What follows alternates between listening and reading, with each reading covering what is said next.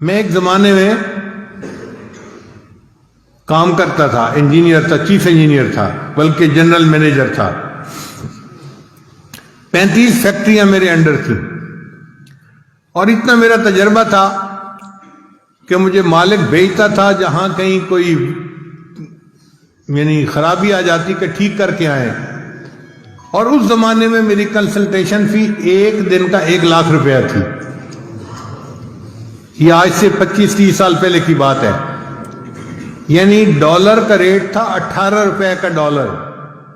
اب آپ سوچیں کہ 18 روپے کا ڈالر تھا اور مجھے ایک دن کا 1 لاکھ روپے ملتا تھا۔ ایک شوگر مل میں خرابی آئی، انہوں نے میرے مالک کو فون کیا، چیئرمین کو، کہ یہ اپنے انجینئر کو بھیج دیں۔ میں 7 دن کے لیے گیا اور 7 دن وہاں کام کیا اور 7 لاکھ روپیہ لے کے آیا۔ ایسی میری جاب تھی۔ پورے شہر میں سب سے زیادہ ٹیکس میں دیتا تھا، 65% ٹیکس کٹواتا تھا۔ 18 سال پورے شہر کا سب سے بڑا ٹیکس پیئر میں رہا۔ اتنی اعلیٰ نوکری تھی، لیکن میں نے نیت کی ہوئی تھی کہ جب میری عمر 40 سال ہو جائے گی تو میں دنیا کی نوکری چھوڑ دوں گا اور میں پھر اپنا پورا زندگی کا وقت دین کے لیے گزاروں گا۔ تو الحمدللہ میں نے پھر دین کے لیے وقت دینا شروع کر دیا۔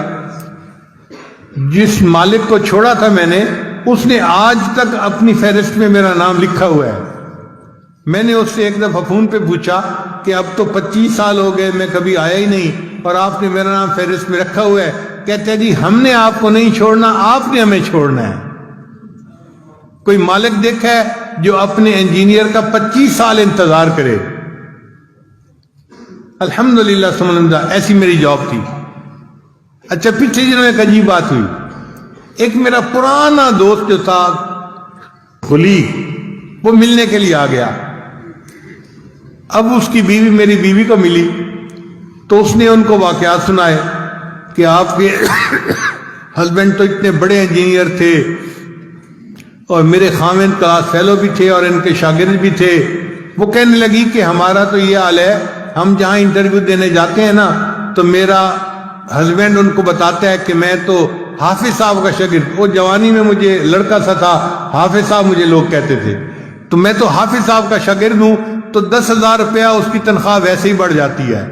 کہ جی اچھا، آپ ان کے اگر شاگرد ہیں نا، اس کا مطلب ہے آپ محنتی ہوں گے، دیانتدار ہوں گے، قابل ہوں گے، تو ان کی تنخواہ 10,000 روپیہ ویسے ہی بڑھ جاتی ہے۔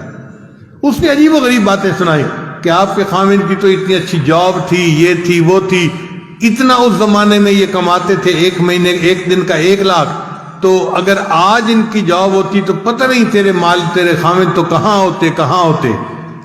خیر، عورتیں تھی، آپس میں باتیں کرتی رہیں۔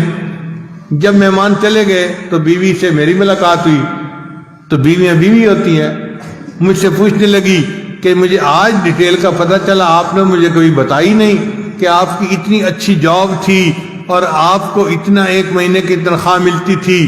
تو میں نے کہا کہ کیا اللہ نے اب مجھے کاریں بہاریں نہیں دی ہوئی؟ کہنے لگی ہاں دیا ہوا تو اللہ نے سب کچھ ہے۔ میں نے کہا پھر پریشانی کس بات کی؟ کہنے لگا بس میں یہ سوچ رہی ہوں کہ آپ کی جاب اگر اتنی اچھی تھی تو آپ کے دل میں کبھی نہیں آیا کہ میں جاب کر لیتا؟ میں نے کہا کہ 30 سال کے عرصے میں 1 سیکنڈ کے لیے بھی میرے دل میں کبھی یہ تمنا نہیں آئی کہ کاش میری جاب ہوتی۔